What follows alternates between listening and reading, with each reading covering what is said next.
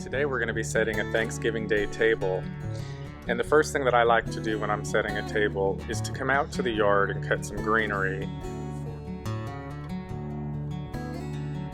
on them. And our Thanksgiving table this year is going to be green and gray rather than a traditional orange and yellow holiday table. So I'm going to cut long lengths of this, knowing that I'm probably not going to use that whole length, but I do want to get some so that I can trim them down later when I'm doing my arrangements.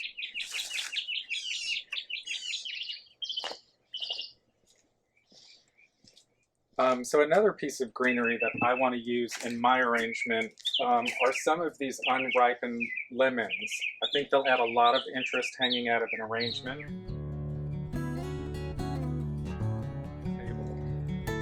Look at how beautiful that is.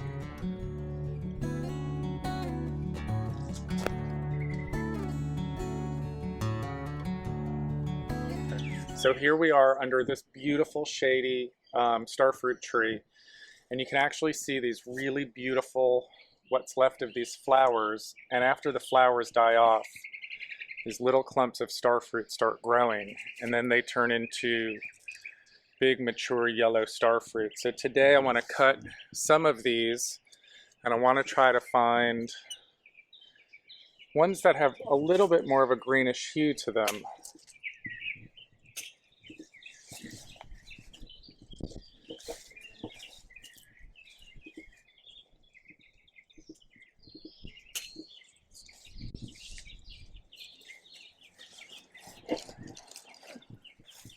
Some of these branches have really nice clusters on them.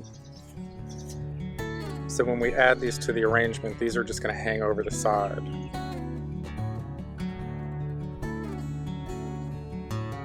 So now that we're back at the house, we're going to make our arrangement on it. But I'm going to create this one, and I'm going to remove all these bottom stems with my fingers, because I really don't want to use that whole stem.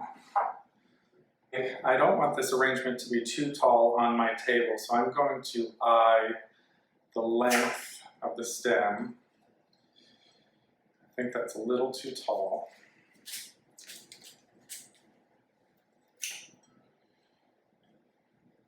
going to be a little bit better. And we're going to want to create sort of a round mound with the greenery and the pepper berries.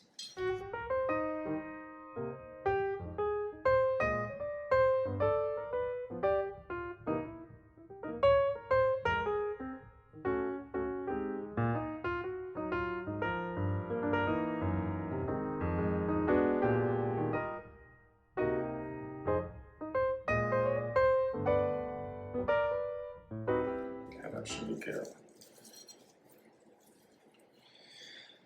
So I didn't worry about putting in the fruit branches because we're really not going to use any of the leaves for them. So if the leaves wilt a little bit, that's okay. But we're going to cut off all of the leaves so that all we have left are these beautiful pieces of fruit that are going to sort of hang over the edge of the vase. There.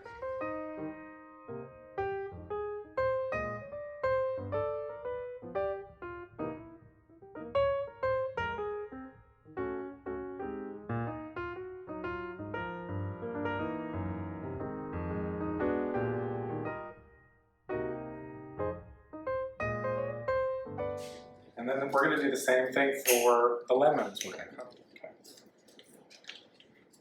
So I don't want any leaves on the lemons as well. I think that we have enough greenery and leaf material in that arrangement. Adding more would just complicate it.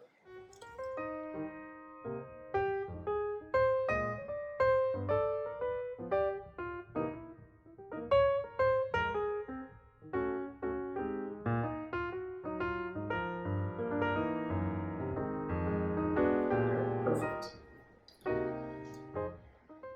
So now I'm going to do another one, but this is what we're going to put on our Thanksgiving Day table.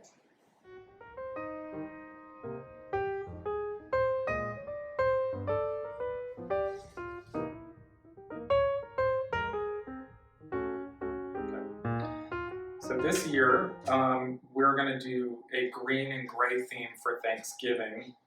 And when I was out shopping, we have a store down here called Old Time Pottery.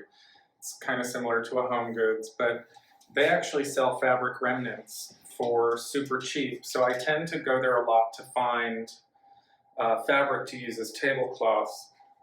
And they end up being the perfect length for my table. The only thing is that they're not sewn, but what I do is you don't really notice it when it's on the table and the table is fully set. So the only thing I do is I'm going to cut off the white ends, because that's the trim of the fabric and we don't want that hanging off the table.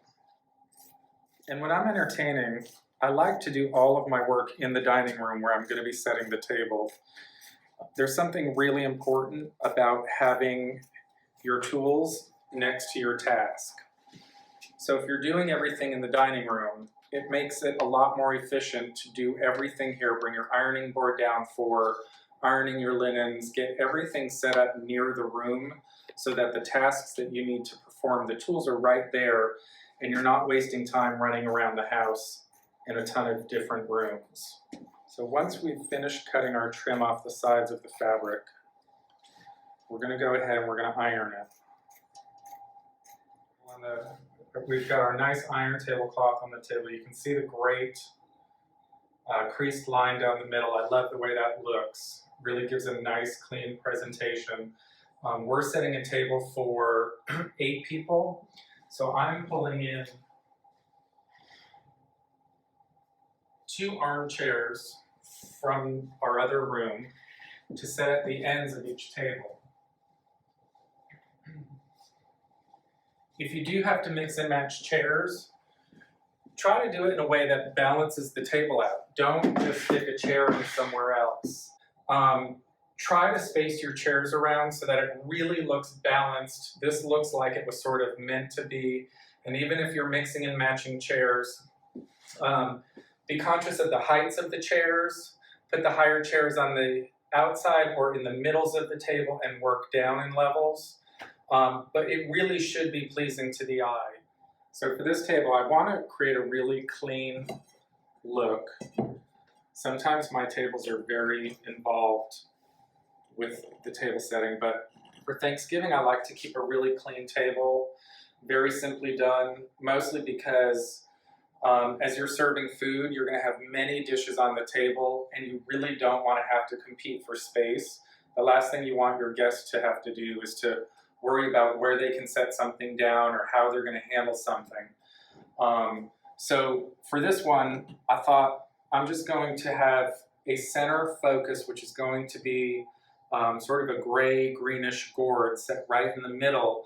And then the 2 flower arrangements that I made are going to flank it on either side. Something to note, I don't always make a symmetrical table. There are times when I would sort of do an arrangement off center and build it down. So you have a lot of variety of what you can do, but for this table for Thanksgiving, we're going to keep it real simple, very symmetrical, and I'll add in a few candlesticks that will kind of set off that symmetry to give it a little bit more interest.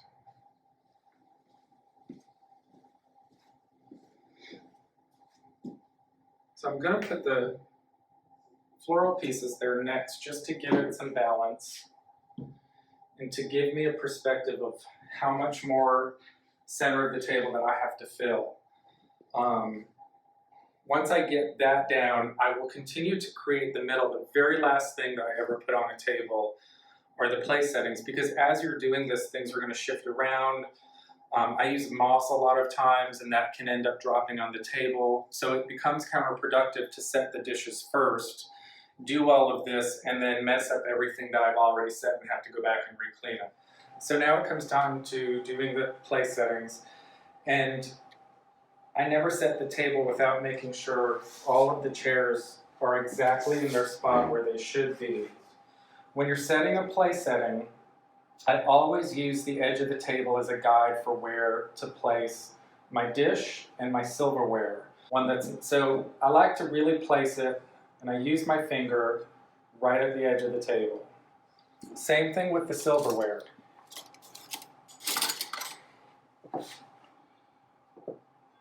But I'm going to use, again, my finger, and I'm going to keep all of the silverware right at the bottom lip of the table. So what happens is, as I go around and I do the same thing, my table's going to look consistent for every place setting around the table. Really important if you want to have a very clean looking table. I like to add interest to my place settings, so I usually like to build them up, but not so much that it becomes cumbersome when it's time to serve. So I'm going to add a little bit of green to the dish because it doesn't really tie into the table yet.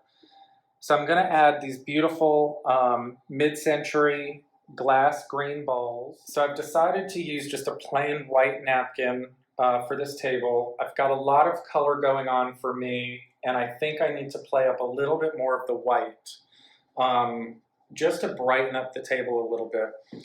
So I'm using these white hand-stitched napkins, and I've decided to tie them with a little bit of gray ribbon.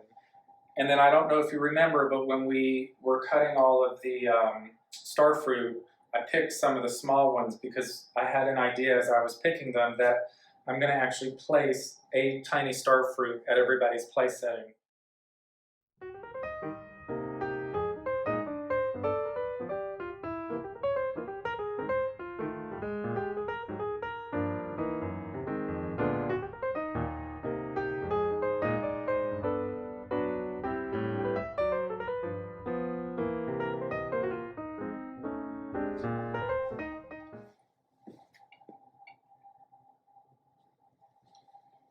How great do these look?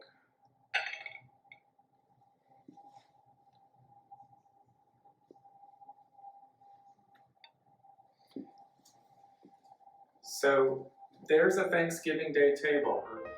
Pull out your good dishware, pull out the dishes that may have been passed down to you, take out the good stemware, really use it, even if it's just two of you.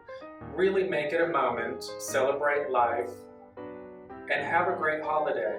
Be mindful, be thoughtful, make it creative, but most importantly, make it you.